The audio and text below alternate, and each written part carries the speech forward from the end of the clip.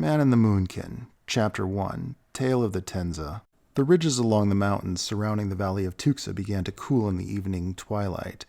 As the man had finally laid his hands down to rest after a full day working in the fields, he basked in the cool autumn breeze under a lone oak tree on a hill upon the western edge of his field, as marked by a small wooden crafted fence. This was his most glorious moment. He owned quite a sizable number of workable fields throughout the entire western end of the valley, which provided more than enough work for the man to do alone, even with the help of his energetic dog Bartol. He was not an adventurous man, nor did he have a mind to go about gallivanting or meandering anywhere beyond the fences.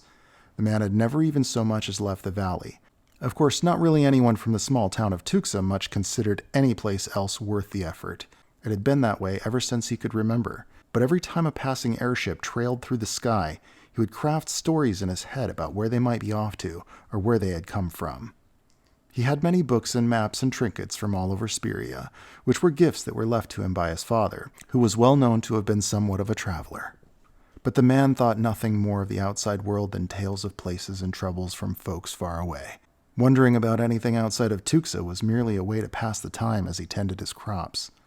He enjoyed working the farm, and comforted himself in the fact that a good year's hard labor meant great rewards for the entire town. This year had been particularly bountiful, and it made him smile to reflect upon all that he had achieved.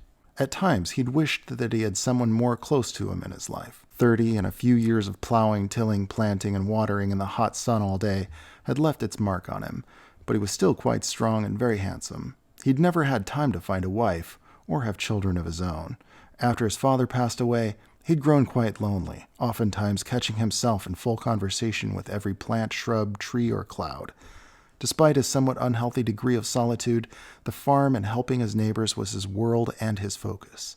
He cherished any excuse to travel into town again, and tomorrow he would bring an entire wagon brimming with fresh sweet potatoes, carrots, mushrooms, and pumpkins to the harvest festival and celebrate with his neighbors and their children. He was always quite well received as a respectable, contributing part of what kept the whole town working. Tuksa was a very small town enclosed by a dangerous forest and a mountain range on all sides. It consisted of no more than 72 residents by last count, but it was a fairly self-sustaining sanctuary of all quaint and charming abodes in the northeastern corner of the continent of Speria. Everything in town had been built within the rather large fence around a circular road directly in the middle, where pulleys and levers stacked wooden modular houses upon houses. This was primarily due to a decided effort not to build outside of the fencing, which had been there for generations. Nothing set outside of the fence except for a windmill on either side, a junk pile, and the man's farm, which he had inherited from his father before him. The ornate system of pulleys on modular homes allowed new residents to pile on top of older rectangular-shaped homes, or connect them with bridges, making everything feel quite compact and efficient. Every inch of Tuksa was used for something useful, or it was cast outside of the fences. Even the rooftops had small gardens and small gondolas, which allowed neighbors to pass foods or other goods throughout the towering stacked dwellings. Every Tuksan specialized in a craft that kept the grain pouring, the food cooking, the clothes stitched, and the town living. They didn't have many of the comforts of other places, but neither did they have roads going in or out. The curse set upon the dark forest was their terrifying neighbor, which loomed over them, threatening their very way of life. Yet there was nothing they could do to push back whatever evil dwelled there. Even if they'd mustered the most courageous men in town to cut it down, the next morning it would have all grown back and stretched even further into the valley. The man set his tools off from his hip and pulled out from a satchel a few items and set them neatly around him on a small red blanket under the tree, as Bartol bounced around him excitedly. He laid out a small sandwich made from eggs from his farm, some wine, and a loaf of bread made by Tanja, the sweet old lady who'd made him bread once a month for as long as he could remember. When he set his knee down upon the red blanket and removed his straw hat, he felt a gust of wind streaking through his hair. He reached his hardened fingertips into the blades of grass, just to feel the earth on his hands as he closed his eyes. He took in the air and the smell of chrysanthemum flowers and held it in his lungs just for a moment, then exhaled. The crickets and orchestral inhabitants of the tall grass had begun their nightly symphony, and the great gates of the town below converged, just as the oil lamps lit in a faint glow within its walls. The walls that he himself helped build were a beacon and protector against the outside world for those that he loved. He He would sacrifice any comfort to keep them safe. This was a man who lived off the land, had many friends, and cherished simple things. He was grateful for every blade of grass and gust of wind in his quiet little town where he knew he was needed. His stomach grumbled, pulling him back to the task at hand. He wiped the sweat from his forehead, and when he looked back to Bartol, he froze, with a half-eaten sandwich in his mouth and a particularly guilty look in his eyes. "Barty," he gasped. But he could never truly be angry with the pup. He rubbed his head and sighed. It's all right, Barty." To him, Bartol was a gift and a reminder of something that he'd lost along the way. The blue evening sky was full of twinkling stars and flowing clouds that rested upon the horizon like soft pillows swirling upon the turning of the edge of the earth's shells.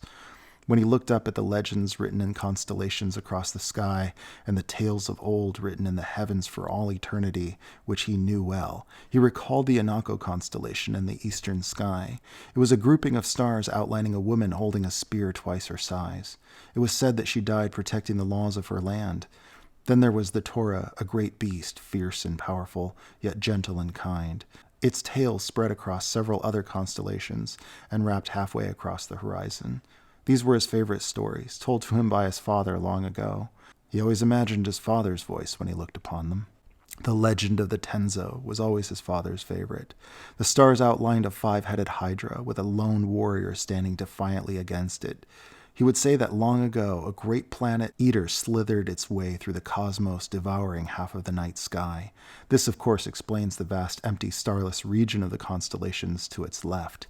Until a mere mortal man with the infused strength of over 1,000 warriors sliced off each of its 5 heads but one. The final battle waged for an unnatural number of years until finally, out of exhaustion, the warrior was swallowed whole. In defeat, the great creature retreated back to the heavens to rest, leaving our world unscathed. It was all quite preposterous, of course, and when his father had told him the story, it had always seemed a little too suspenseful. But then he imagined that his father merely made up all of those old tales, since nobody else in Tuksa had ever even heard them. Although he had gazed upon the Tenza many times in his life, it seemed tonight as though the tale had begun to flicker. As he ate his egg sandwich under the tree, he leaned out from under the branches, and his face began to glow. Something was coming right at him, and it was tearing through the sky, directly from the tail of the Tenza constellation. The man grabbed the small puppy from his side, tucked him under his arm, and in a flash he sprang down the hill uncontrollably. The impact sent them both rolling and tumbling through the fence at the base and down through the tall grass into the stream below. Lifting his head from the water, covered in sandwich and bits of bread, Bartol promptly began to lick off any food he could snatch up with his tongue, while still maintaining his balance on the man's back. He knelt up, placed the dog on all fours again, not for a moment directing his glance away from where he sat moments ago. The oak, which he had planted with his father when he was only 5 years old, had been cleaved in two, and now rested emblazoned in concentric rings of searing embers. Perplexed, he scanned the heavens, but there was not a drop of rain, nor a heavy cloud in sight. This was no bolt of lightning, he thought. Something strange and unusual had fallen from the sky, and it landed directly under his tree. Slowly he inched closer to get a peek at the crater left in the impact. His legs turned to the side. He reached down to pick up a twig or a stick, anything that he could use to push the rubble away. But when the smoke and fire had subsided, he was surprised to find, of all things, a small boy. "Well, it's just a young'un." At that, his eyes widened. He was astonished to see that the boy's skin was pale, slightly bluish, and luminescent in the moonlight. His ears came to a point at the ends of each one, and he had a small tuft of white hair above his tiny little face. His body was covered in stone, which was hard and crusted but began to slough off and soften as he uncurled. He was cool to the touch, and as the man reached in to pull him out of the small crater, the child awoke and whimpered softly. When he opened his eyes for a moment, they shone bright crystalline blue. The man had to cover his nose, as the sulfuric residue burned his nostrils. Bartol kept his distance, and the man couldn't believe his eyes. Nothing should have survived such a blast, let alone an infant. No, this was something else, something from legend or otherworldly. A Moonken? Here? He had heard rumors told by travelers who got lost and wound up in Tuksa, but never quite believed them. There were rumors of such things in notes and old writings from books that his father had left him. But this was all fantasy, fairy tales that were completely made up. The Moonken are monks from a land far away. It was unheard of to see one outside of the monastery at Crescent Isle, let alone an infant. If one had come here, then there must be some reason. He wondered for a moment if it had anything to do with the war to the east, and if this were some kind of sign. He wasn't a superstitious man, but he also accepted that there were things in this world that he did not understand and perhaps was not intended to know. He simply accepted the world as it was and stuck to his plain comforts. But there was some purpose behind the arrival of this child. He felt it in his soul. The Moonken from the monastery on Crescent Isle were keepers of balance, and they were quite known to come and aid those in need, but many superstitious folks would just as soon kill them on sight than to have them running around bringing the world to ruin. They're creatures from another world, they say, with nothing redeemable about them, and they'll turn on you in an instant. But here the man looked at the boy, and he saw just a boy. He was an innocent child, born of mysterious means, with an entirely mysterious purpose, but a boy nonetheless. Where others would see fear and mistrust in something that they did not understand, he saw nothing but a blessing. This would be true most especially in Tuksa. The man immediately flung his red blanket from where his celebratory picnic rested moments ago, wrapped the child in his arms, and stood there for a moment at a bit of a loss for words. He had made his decision, and once the man had set his mind to something, nothing would dissuade him. "Well, I don't have much to give you for your first birthday, little one, but you're going to need a name," he said as he reached his finger out and tiny hands wrapped around it. "I'm going to call you Mao, after my father. You will be Mao of the Tenza." The boy squeaked and made a curious face. Bartol stood by their side through this and bounced around to investigate for himself.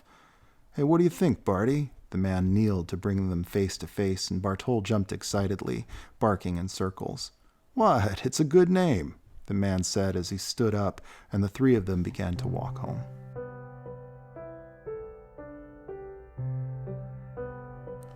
Chapter 2. The Valley of Tuksa. A few years had passed since the day that young Mao had fallen from the sky, and the man could never find the time to begin the journey to Crescent Isle. Perhaps he had also grown a bit attached to the young Moonken. He fashioned together a harness that would allow him to carry him on his back while plowing the fields. It certainly gave him someone to talk to besides Bartol, and of course, it wasn't long before Mao began to make sounds back. He seemed to develop faster than other children, and could even make sounds like words within only the first 6 months. The man pretended to know what he was saying, sometimes replying to the squeaks with complete responses and full explanations as if he were being asked to elaborate. "Why are tomatoes so good?" he would say, as if understanding the child's squeaks. "Well, because they're good for the skin, of course. Everyone needs good skin, especially if you're working in the hot sun all day," he would reply as if asked. To this Mao would squeak, "Tomathoth," and flail his arms in the air. He was quite comfortable on the man's back, covered from the sun and bouncing around all day. The days were long and full days of plowing and watering and harvesting and planting. When the boy would fall asleep on the man's back, he would take him to the shaded tree and Bartol would keep him company for a little while. In the evenings, the man would tell stories, but mostly old tales that his father had told him about great adventurers and the legends passed down from long ago. He told him of the crystal palaces woven through the moon rings, and about the history wrapped around each of the earth shells which floated ominously along the outer shell of the world. He told all the history that he knew of the ages wrapped miles beneath each shell. He told stories of the ships that could float among the clouds in the sky. He'd never seen one up close, except for those far off in the distance, but the mere idea of it sent him spiraling into a twirling dance. With his arm outstretched like a bird, it was an awkward sight for a man of his size to swing about with such excitement, and it always made Mao giggle a little, even if he didn't really understand everything that the man was saying. Despite the joy that it brought him, the young Moonken's presence with the man had made him quite unpopular with the townsfolk of Tuksa. Tanja no longer made him bread. Albers didn't stop by to chat after he dropped off his morning deliveries anymore, and when they passed through town, people would clear out, or charge him double price for the same goods that he'd used to pay normal price for. His clothes became ragged, as his old friend, the tailor, never quite seemed to be home when he came by anymore. And when he would bring his harvest to the festival, folks did not smile at him or make any conversation at all. They'd merely hold out their money and point at what they wanted. Upon their leave, they'd pass a glaring look at the Moonken, who sat quietly in the corner. "What do you think you're up to keeping that thing around?" they'd say. "Things have gone sour around here ever since he came along." Despite all of this, the man kept his jovial attitude, and sometimes would joke sarcastically that he's going to have to get to growing that money tree, or that if prices keep going up, he's going to have to sell off his prized goat. He laughed as he said this on the outside, but it hurt him deeply that the people he'd spent his whole life giving so much time and attention to would treat him so coldly because of his compassion for Mao. Having the boy around had brought new purpose to his life, and he felt that in taking him in, he'd sacrificed the love of the people of Tuksa. He'd hoped that would change if they only gave the boy a chance, but his heart crumbled further with each cruel glance of judgment upon the both of them. Each day he strengthened his resolve to win them over with the same kindness he'd offered them his entire life. He would never once look at the child as anything other than a joy and a blessing. By this time, young Mao had begun to remember the faces of the townspeople and reach out to them when he saw them from the man's backpack. But most people only scoffed and ran off. Mao was something different, something out of stories and myths that they had never seen before.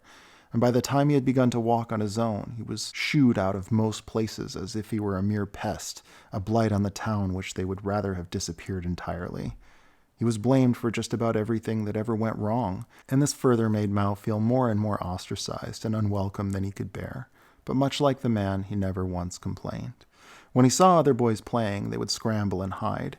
At first, Mao saw this as a fun game to play, until he realized that the other kids weren't actually playing. They would never chase him to try to find him. He would always be the monster in this game. In his tiny little heart, he felt a sting that would last him for the rest of his life, never knowing exactly what it was that made him different. But he didn't like it, and it would be a long time before he would ever begin to accept it. Many seasons had passed, and on trips to town while the man was off trading for supplies, Mao would sit on the fence between the shops and look out at the other kids playing hopscotch or kickball together, and he wondered how to play.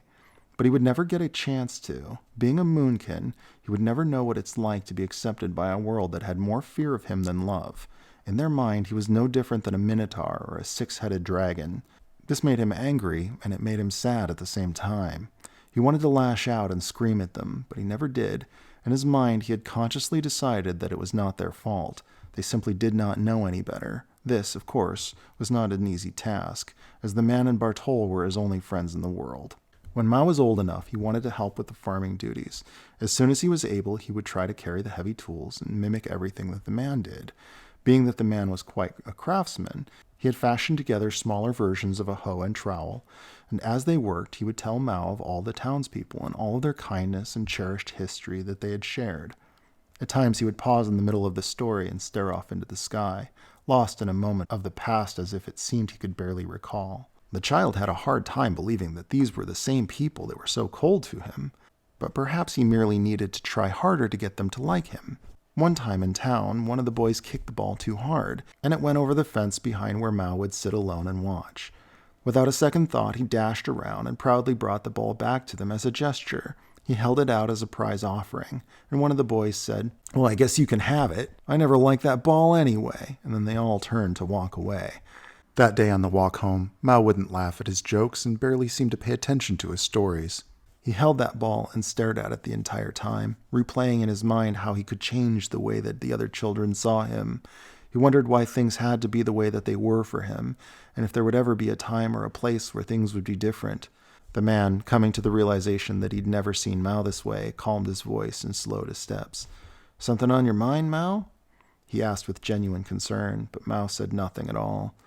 "I see," he said, as he looked back to the road ahead, knowing that it would be easier to get him talking about something else. He would have to change the subject if he hoped to lighten the mood. Reaching into his bag, he pulled out a kind of walnut bread that was Mao's particular favorite, and began to scarf it into his mouth with all manner of audible satisfaction. Mao didn't even flinch, even as the man gently pressed the piping hot, walnutty, delicious ambrosia under Mao's nose. Looking completely past the bread in front of his face, still staring at the ball. "It's not fair," he mumbled. "I know, the man said.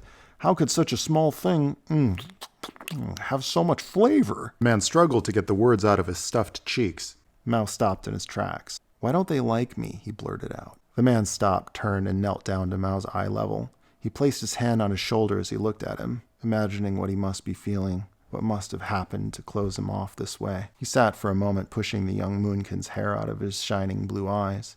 He held each of the side of his face to direct his gaze away from the ball, away from his pain, and back to him. "When you look at me, Mao." His eyes darted all over Mao's face as he smiled with pride at how much the boy had grown. And then his eyes turned serious and determined to emphasize his next words, though he had no idea what to say. He had always let his heart do the talking, and somehow that was always enough, so long as he'd let it.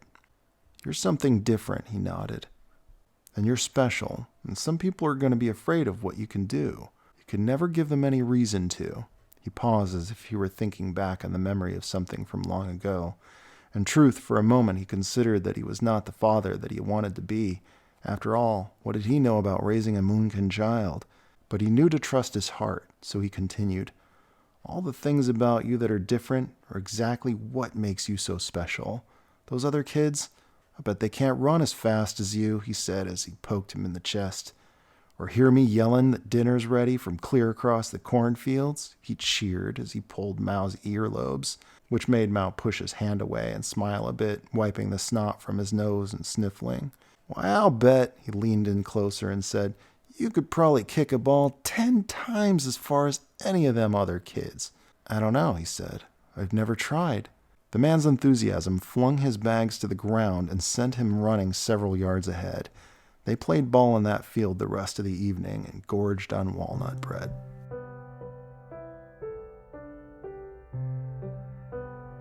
Chapter 3. The Earth Father.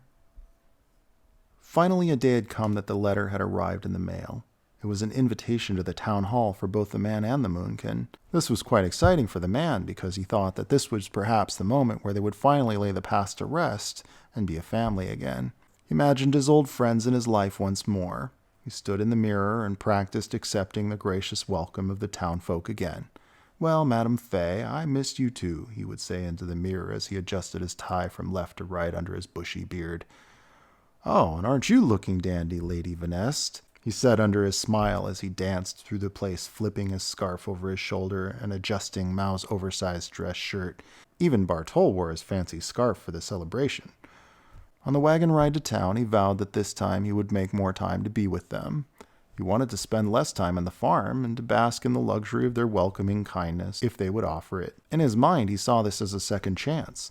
His excitement was quite contagious, and Mao could only imagine what it must be like to have a family like what the man had told him about. He was eager to feel what it would be like to be accepted, to play with the other kids, and not be thrown out of every which place. His mind was aflutter with the prospects of making friends for the first time. Mao wasn't sure how it would be possible for the townspeople to have a change of heart so quickly, but perhaps the man's enthusiasm inspired more than enough hope in him to believe it. However, when they arrived at the town hall that evening, they were greeted only with the same scowls and glares that Mao had ever seen from them. They walked through the crowd of torch-wielding rabble as the man's expression slowly turned, realizing what was about to happen. Together they stood in the center of the town hall, swallowed by the masses, now encircling them by the podium. These were the very people whose homes the man helped build, whose food he had grown on his land, and whose faces he'd watched grow old together. But today they were not the friends, nor were they the family he'd known. Today they each took turns bending and twisting another needle into his broken and lonely heart. "You know that you've always been one of us. Why then do you insist on taking in the demon child?" Carnby said. As the mob nodded their heads in approval, the man held Mao's hand and pulled him close. "He's only brought trouble, I say," came a voice from the back of the room. "My cat has been missing for weeks now, and I know that little thing had something to do with it." "And what about my missing goats?" came another voice. "Can you explain that?" An old man piped up from the back of the room. "My boy says he's seen more beasts coming from the dark forest. Nobody's seen nothing in years till that boy come along. Something evil coming. I can feels it." The man turned his head slightly to glance at the crowd on either side, who eagerly anticipated his response. He knew in that moment that this was the turning point. If he were to give up the child, they would welcome him back. His old life would return. The room fell silent as he looked around at each of them, and then down at Mao, who gripped his hand with both of his own. He thought of the day that the child fell from the sky, and the first time that he wrapped his tiny little fingers around his pinky. He thought of Bartol and how Mao would chase him around the tree in the evenings. This was not some curse. This was his child. And these moments were the greatest comforts of his life. How could they not see what he felt in his heart? "Come back to the family," Carnby said as he placed his hand on his shoulder, directing his attention back at him. He stepped back for a moment and glanced at all of their faces again. For the first time, he did not smile back at them. His head dropped as his heart flooded with despair, and he gripped the rail in front of him. This was not a welcoming committee. This was a trial. "You people," he whispered in defeat at the ground, "whose lives I've saved, whose homes I've helped build, whose families I have fed from the food of my land. You people." He said the word almost as if it were a curse word, and now his eyes pierced through everyone in the room. Everything fell silent, as not one among them had ever seen the man raise his voice in such a fashion. It was a tone of absolute defiance, of a river crashing into a stone wall. He had finally had enough, and he made it very clear as he began to pull off his tie and toss his cufflinks onto the floor. "And who among you would give up your child?"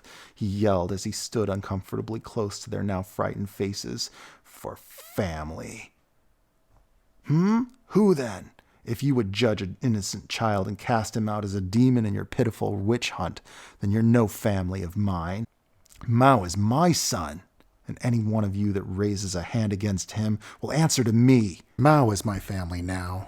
As he said this, sorrow gave way to a flood of anger and hurt inside of him, and when it became too much to bear, the man grabbed the child by his hand, shoved through the stunned mob and out the door.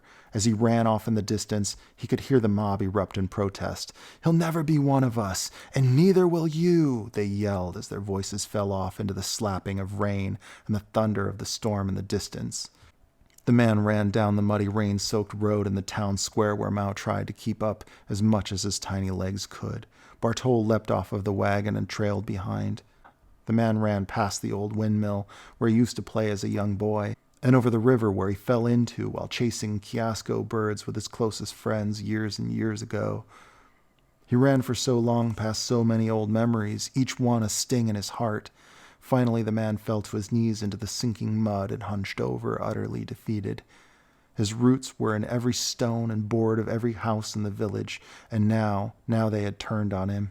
It felt as if his very blood denied him, and that the very air refused his lungs. And when he looked up at the heavens for some kind of meaning behind it all, the rain beat down on his face like a hammer and denied him any answer. Mao stood there for a moment, only wanting to comfort his Earth Father. He took off his rain-soaked coat and placed it over the man's head to cover his eyes from the rain. Then he knelt down in the mud beside him as Bartol finally caught up and nervously tried to huddle in with them. This was the only time that Mao would ever see the man cry.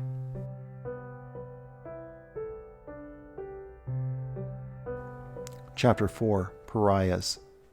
The following year passed quite differently, and the man and Mao became quite the hermits. He taught the boy all that he could about how to make things grow. The grass isn't always greener just on the other side. No, the grass is always greener where you water it, he would say. Despite the loneliness and lack of the mere faculty of exchange with like-minded adults, the man was quite pleasant at all times. He felt great joy just watching Mao play with Bartol and learn the value of growing a thing or two on the farm. It was a particular joy when he grew his first sunflower. Even though it was only the two of them, the farm was a great place to spend his youth. Bartol was a good protector, now having grown significantly, at times letting Mao ride him like a horse. There was always plenty of food, and at night they would sit on the porch and look out at the fireflies and listen to the wild chirping in the tall grass. There were always plenty of books to read and stories to hear.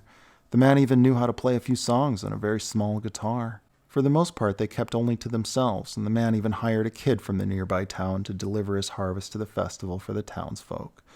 He knew that they needed his crops to survive, and regardless of their poor judgment, he wished no ill will upon any of them. Mao had fashioned together a saddle for Bartol and would often ride through the fields in the evening collecting fireflies in a jar. As he would fill the jars, he'd bring them back and hang them from the front porch where the man would usually sit taking a nap. "You can't lock up a beautiful thing like that," the man would say in disapproval. "But they're so bright. I want to keep them," Mao pouted. The man paused and pointed out to the yard where Mao had been riding around. "Look out there," the man said. "Tell me, what do you see?" By this time it had grown quite dark, and Mao had to squint to strain to see much of anything at all. There was the shape of the trees and the mountains and what remained of the sunlight upon the crest of the valley, and that was all. It was pitch black. "But I can't see anything," he said in a puzzled and frustrated tone. The man smiled. The most amazing things in this world aren't meant to be kept by anyone. He opened the lid, and the bright glowing trails spun out in every direction, illuminating the man's face in vibrant, iridescent, greenish light, and further out across the porch. The trails spun and whizzed out like fireworks into the field as the three of them watched. If you keep them locked up like that, they'll die off before a season, or they just won't come back anymore. Mao looked disappointed, but the man smiled and looked over him and said, "I rather enjoy fireflies." "Yeah." Mao turned his head as he began to realize that he had made a mistake. "Me too."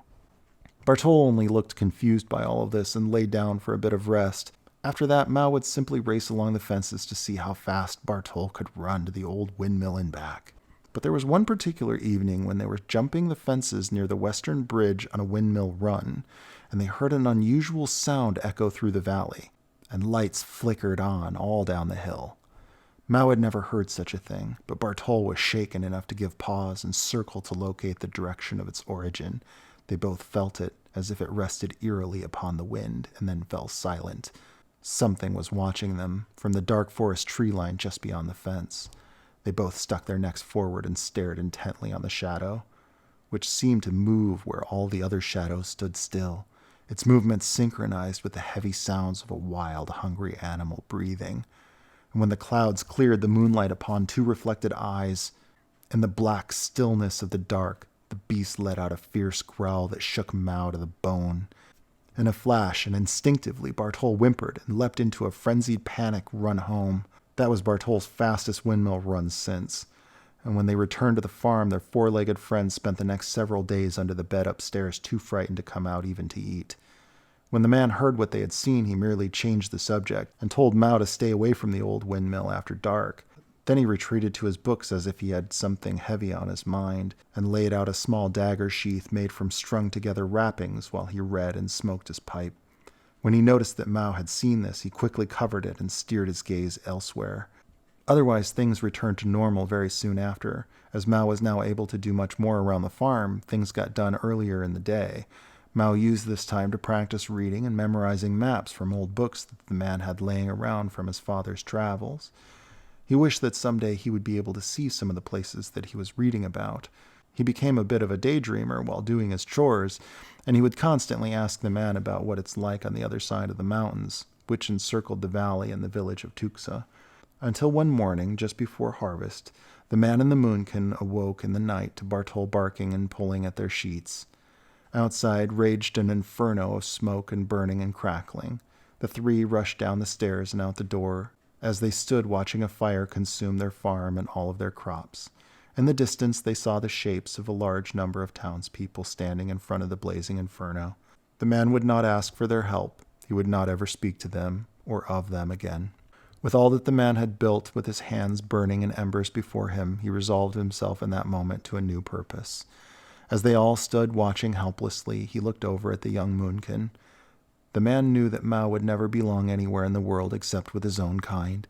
This was not something that he wanted to admit, but after seeing what became of his home, he knew that they would not simply settle into another town. There was only one place that accepted Moonken, and Mao was already far older than most of his kind when they had finally begun to take that journey. They rested in with the goats that night in the shed along the road away from the farm, which still crackled to embers in the distance. And before the man fell asleep, he caught a glimpse of Mao whispering his goodbyes to each of their animals. He wasn't sure of what the journey ahead of them would hold, but he knew that he had to try. After all, there was a reason why no one had ever left the small town of Tuksa, but since he had no future in this place, they would have to shape their own someplace else. When the sun rose, they began their journey into the dark forest and on to Crescent Isle.